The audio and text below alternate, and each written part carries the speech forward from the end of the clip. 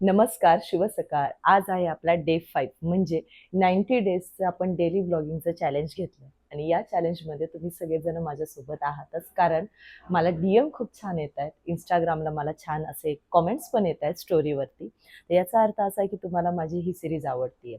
आणि त्यासोबत मला एक छान असे अजून 2-3 प्रश्न आले आणि आज त्याच प्रश्नांवरती आपण बोलणार आहे.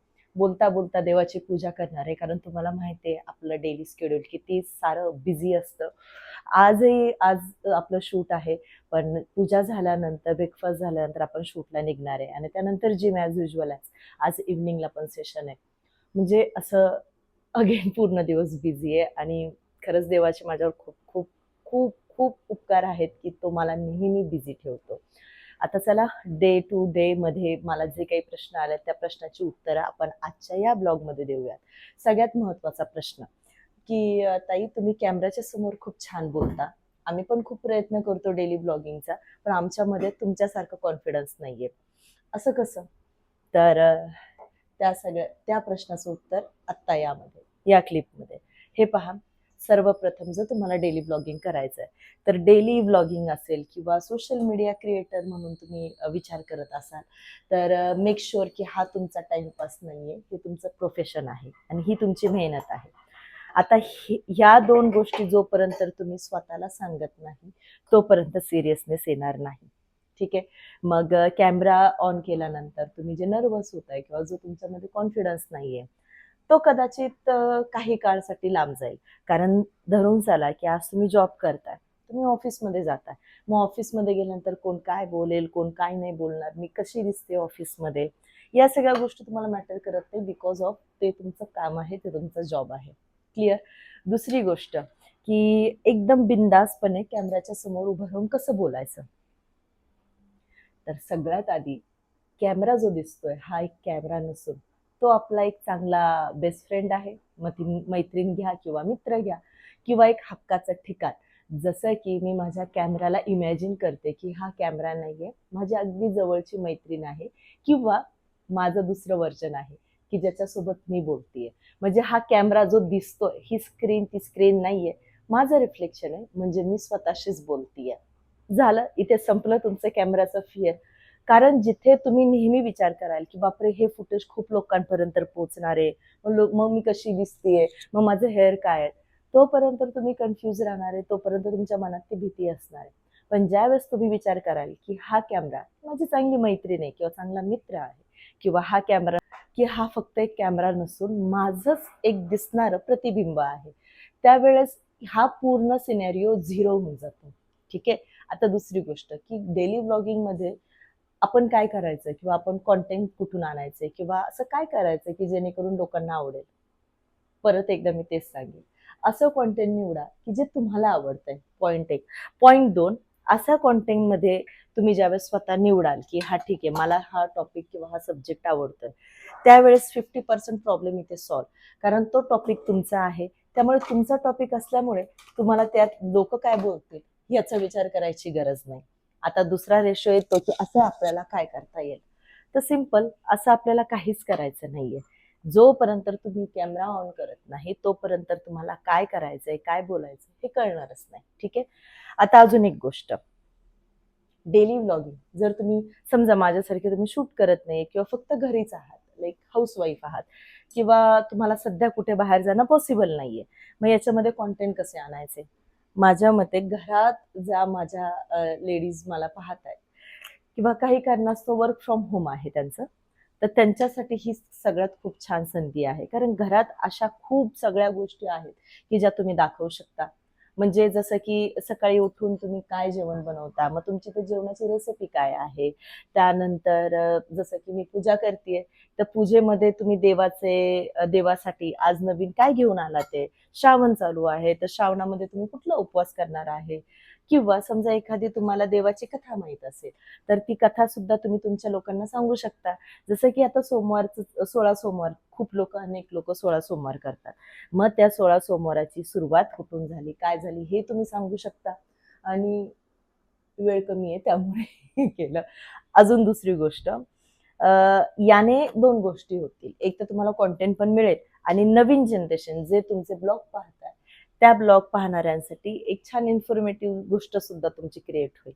हे मी ॲज अ तुम्हाला एक्झाम्पल देते. आता अजून एक दुसरी गोष्ट, की ताई आम्ही जरी ब्लॉग चालू केले तर त्याला व्ह्यू येणार नाही.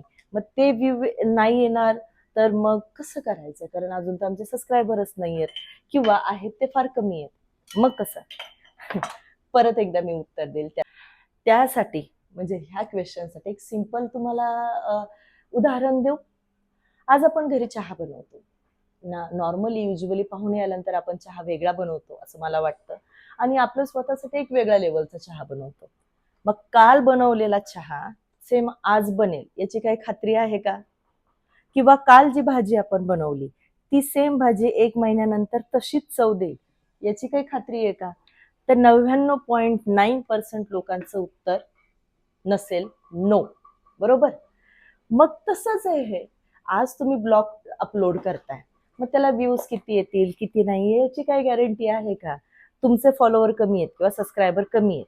म्हणून तुमचे कमी येतील किंवा काय असं जर तुम्हाला वाटत असेल, तर जोपर्यंत तुम्ही सुरुवातच करत नाही, तोपर्यंत तुम्हाला कळणार कसं, की तुमचे फॉलोवर वाढणार आहेत का? सबस्क्रायबर तुम्हाला सबस्क्राईब करणार आहे का? हे तुम्हाला कसं कळणार? त्यामुळे मी काही गोष्ट अपलोड केल्यानंतर ती किती व्हायरल जाईल, किती नाही जाणार, याच्याशी मला वाटतं तुम्ही जास्त संपर्क न ठेवलेला बेटर. कारण याने काय होतं, डिमोटिवेट तुम्ही डिमोटिवेट होणार, की बापरे व्ह्यूज येत नाहीयेत, कोणी पाहत नाहीये, कोणी लाईक करत नाहीये किंवा कोणी कॉमेंट्स करत नाहीये. कसं आहे, आता फॉर एक्झाम्पल सकाळी उठायचं, सगळेजणच माझ्यासारखं शेड्यूल करत असतील. सगळं आवरल्यानंतर आपण देवाला लावतो दिवा किंवा जेवण बनवतो. आता मला सांगा, जेवायला कोणी आहे किंवा नाही, किंवा आज देवाला मी पूजा करतेय, मग त्या पूजेमध्ये कोण बघतंय कोण नाही बघतंय हे मॅटर होतं का? आपल्याला दिवा लावायचा, आपण दिवा लावतो. आपल्याला जेवण बनवायचंय कारण आपल्याला भूक लागणार आहे, घरात कोणी असो नसो स्वतःसाठी तरी जेवण बनवायचंच आहे. मग जसं हा सिनेरिओ आपला फिक्स आहे बेसिक, तसंच मग हा कामाचा सिनेरिओ का नाही फिक्स होऊ शकत, की कोणी माझा ब्लॉग बघू अथवा ना बघू, किंवा माझी रील कोणी बघू अथवा ना बघू, मला रेकॉर्ड करणं एडिटिंग करायचंय आणि मला ते अपलोड करायचंय. बाकी ज्याची त्याची इच्छा, की त्याला कॉमेंट करायचे नाही करायचे, शेवटी प्रत्येक गोष्टीला आपण फोर्सफुली तर करू शकत नाही. आणि हा, आपल्या ब्लॉगिंगचा जो विषय असेल तो आपण चांगला कॉन्टेंट घेणार आहे, आणि चांगलं कॉन्टेंट रुजायला, पचायला आणि व्हायरल व्हायला खरंच खूप वेळ लागतो. मला 2 वर्ष गेली आहेत, मला सिरियसली 2 वर्ष गेली आहेत. हा, मी जर आत्ता जसं चॅलेंज घेतलंय तसं चॅलेंज जर मी मागच्याच वर्षी घेतलं असतं युट्यूबला, तर कदाचित आज माझं छान इथे पण सबस्क्रायबर बेस झाला असता आणि मला कदाचित सिल्वर बटन सुद्धा आतापर्यंत, कदाचित नाही डेफिनेटली सिल्वर बटन आलं असतं. बट जसा हा जो तुम्ही माझं स्केड्यूल पाहताय त्याच्यात मला खरंच नाही जमलं. आणि नाही जमलं म्हणण्यापेक्षा फेसबुक इंस्टाग्रामकडे फोकस करता करता यूट्यूबही त्यासोबत ॲट अ टाइम 3 प्लॅटफॉर्म एकट्या जीवाला खरंच थोडं टफ होतं. कारण इथे कोणी माझा एडिटर नाही आहे. तुम्हाला जर वाटत असेल माझी कुठली रील कोणी एडिट करत असेल, तर कोणीही एडिट करत नाही. A to Z सगळं एडिटिंग हे माझं असतं. ओके. त्यानंतर रीलसाठी किंवा आत्ता ब्लॉगसाठी काय कॉन्टेंट हवं आहे, काय स्क्रिप्ट हवी आहे, त्यानंतर ते सगळं झाल्यानंतर त्याला कुठल्या प्रकारे त्याला कट करायचं आहे, हे सगळं होलनसोल मला एकटीला पाहावं लागतं. मोबाईलमध्ये किती स्टोरेज आहे, किती नाही. बरं, याच सोबत घरही मला चालवायचं आहे. म्हणजे मी जोपर्यंत काम करणार नाही तोपर्यंत घरात पैसे येणार नाही. म्हणजे असं अजिबातच समजू नका की सगळ्या गोष्टी आपल्या सोबत असतील त्याच वेळेस ह्या गोष्टी होऊ शकतात. गोड गैरसमज आहे एवढंच, की तुम्हाला मेहनत खूप लागणार आहे, खूप मेहनत करावीही लागणार आहे. तर आय होप की आत्तापर्यंत मी जे बोलली हे तुम्हाला एकदम क्लिअरली कळालं असेल, आणि कदाचित तुमच्या प्रश्नांची उत्तरं तुम्हाला मिळाली असतील. आणि जर नाही मिळाली तर अगेन मला इंस्टाग्रामला तुम्ही DM करा, आपण तिकडे बोलूयात. आणि हा, नेक्स्ट क्लिप आता डायरेक्ट ब्रेकफास्टची असेल. तर आपली पूजा झालेली आहे. पूजा झाल्यानंतर मी त्या दिवशी तुम्हाला दाखवलं नव्हतं. तर पूजा झाली आहे. आता आपल्याला वळायचं आहे आपल्या ब्रेकफास्टकडे. आणि खूप भूक लागली आहे. भूक लागली म्हणण्यापेक्षा नेहमीच भूक लागते, पण आज जरा जास्तीची लागली आहे. तर अति भूक लागली त्यामुळे सगळ्यात आधी तर चहा. न चहा पिता तर आपण काही करत नाही. आणि तुम्ही खूप जास्त भूक लागल्यानंतर तुम्ही काय करता, म्हणजे सकाळी उठून म्हणजे चहासोबत टोस्ट खारी खाता की धपाटे खाता? कारण मी जेवढ्या लोकांना ओळखते ना, सकाळी उठून 6 पहिला चहा आणि बिस्किट, चहा आणि खारी.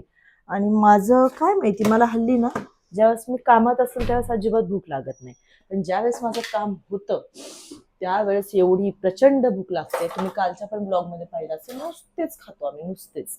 म्हणजे हल्ली मला वाटतंय पण मी परत डाएटकडे थोडं लक्ष द्यावं, थोडं हेल्दी खावं. हेल्दी म्हणजे सगळ्यात आधी मी गोड जरा खाणं कमी करावं, कारण गोड खाण्याचं प्रमाण माझं वाढत चाललंय डे बाय डे मध्ये.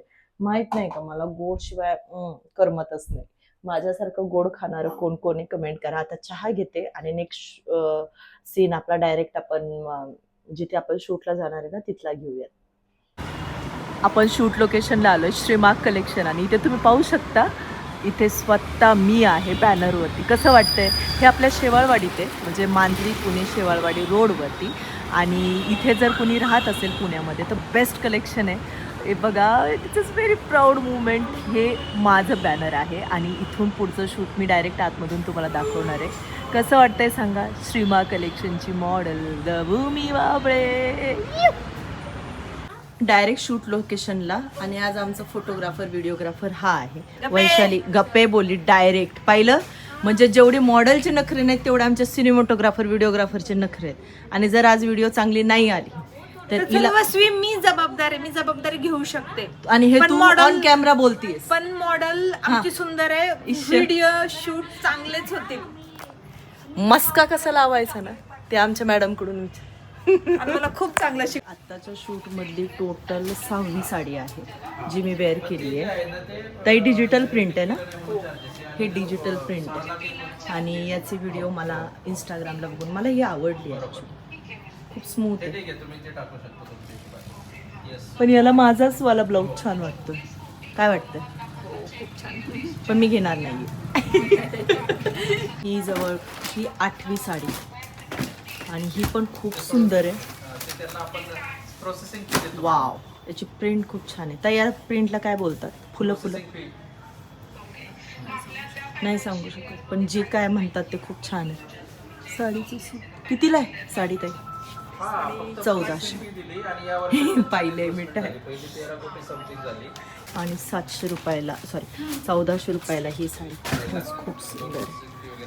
आज खूप छान छान कॅटलॉग शूट चालू आहे, खूप छान छान व्हरायटीज आहे. आणि कसं वाटतंय सांगा? जवळपास मला इथे येऊन, तुम्हाला खोटं वाटेल, मिळाले 5ला. आता 2.5 तास झाला. 2.5 तासात जवळपास 7 ते 8 साड्या वेअर केल्यात. Struggle is real behind the scene. But by the way, sari कशी वाटली?